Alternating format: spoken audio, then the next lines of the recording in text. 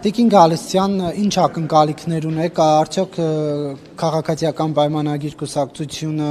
կառուցողական դրսևորում կցուցաբերի եւ այդ թվում նաեւ ընդդիմադիր այլ տեխնացուներ, այդ թվում նաեւ ձեզ կընտրի հանձնաժողովի նախագահ թե ոչ։ Գիտեք, այստեղ երևի չխոսենք կառուցողական բառը չօգտագործենք, այլ սա սահմանադրական իրավունք է եւ այժմ կանոնակարգով ընդդիմությունը իր ուրեմն համամասնությամբ ունի ազգային ժողովի ղեկավարություն կազմելու մեջ ուրեմն իր համապատասխան քվոտաները եւ մենք օգտվում ենք բնականաբար այդ մեր իրավունքից եւ լիազորությունից, օգտվում ենք շատ պարզ նպատակադրումով մեր ծրագրերը, մեր նպատակադրումները եւ մեր խնդիրները շատ ավելի այսպես արդյունավետ իրականացնելու մտածումով, այնպես որ քաղաքական պատասխանատվությունը նաեւ քաղաքական մեծամասնությանն է հարգելու, ընդունելու սահմանադրությամբ ամրագրված պարտականություն։ Եվ Տիկին Գալստյան, այստեղ հիմնականում մարդու իրավունքների թեմայում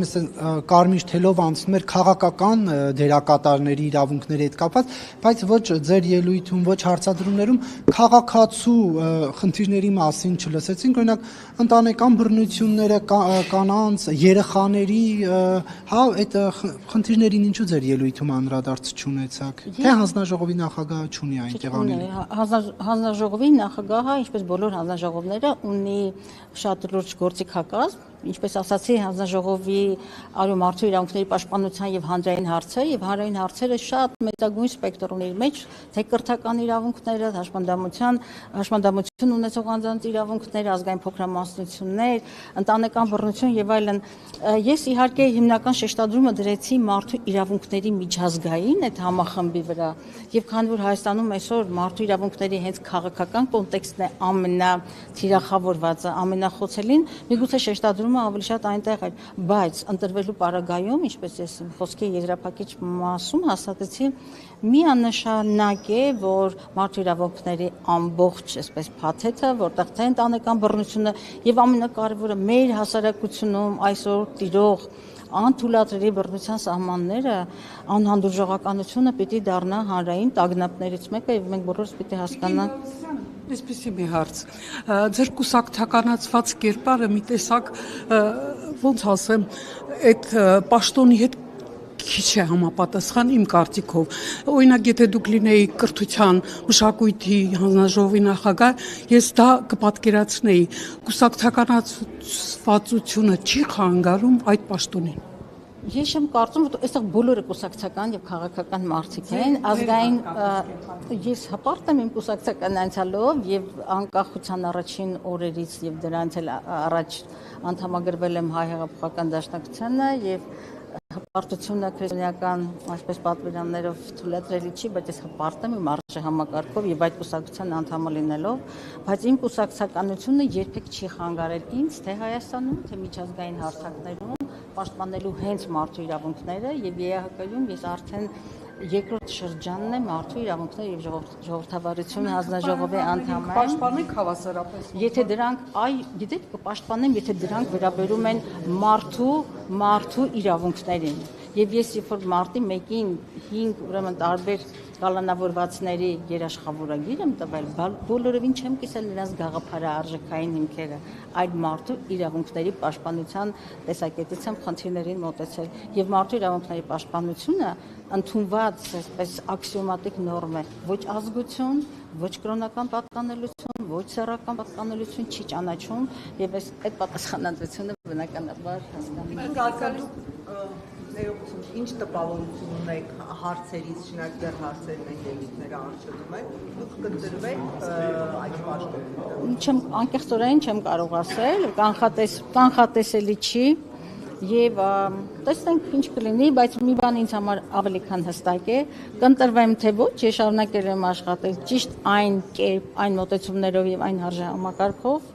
որ մինչեւ հիմա ունեցել եմ։ Ժամանակը թողցից տա։ Եթե չընտրվեք նույն հանձնաժողովում, եք ընտրվեք։ Չգիտեմ, դեռ կտեսնենք։ Տիկին Գալստյան հաշվի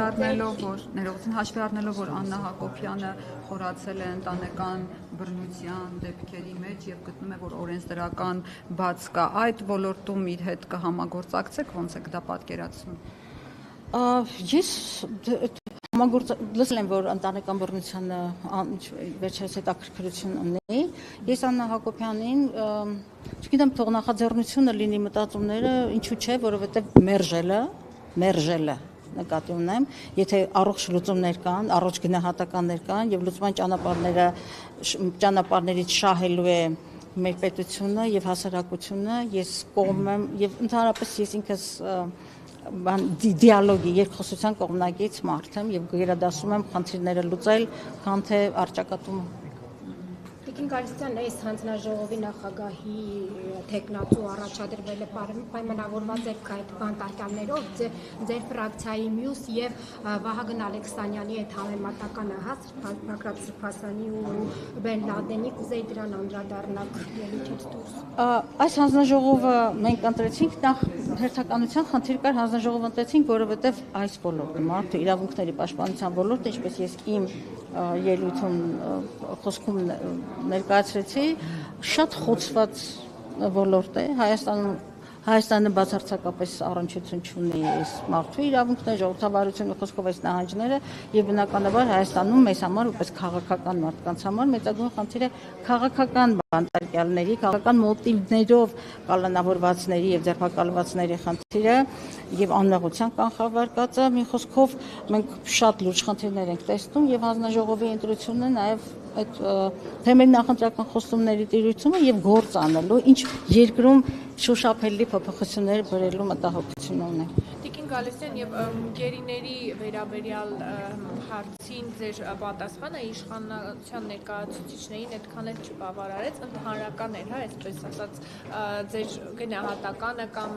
Բաքվում պահվող մեր հայրենակիցների ճակատագրերը ինչպես եք պատկերացնում օրինակ հանձնաժողովի ձևաչափով այդ հարցի լուծումը։ Նախ հանձնաժողովը լրացուցիչ գործիքակազմ ունի բոլոր իրավապաշտպան միջազգային կազմակերպությունների հետ աշխատելու եւ դա ես կարեւոր եմ համարում։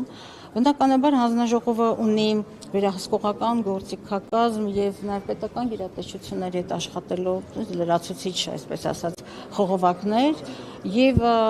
ես կարծում եմ այնուամենայնիվ սպառված չեն գերիների օրակարգով մեր պետության կողմից իրականացված աշխատանքները անցյալ տարի հիշում եք մի փորձեց խուսափել Տիկին Մանասյանը փորձեց խուսափել իր ներգրավվածությանը թե ինչու ինքը չի արձագանքում Բաքվի մարդու իրավունքների պաշտպանի ուրեմն արձագանքին տեսակցությունների եւ այլնի ես գտնում եմ որ Հայաստանում գերիների Արցախում պահվող անձանց եւ գերիների վերադարձի առնչությամբ ամբողջական աշխատանք չի տարվում։ Շնորհակալություն։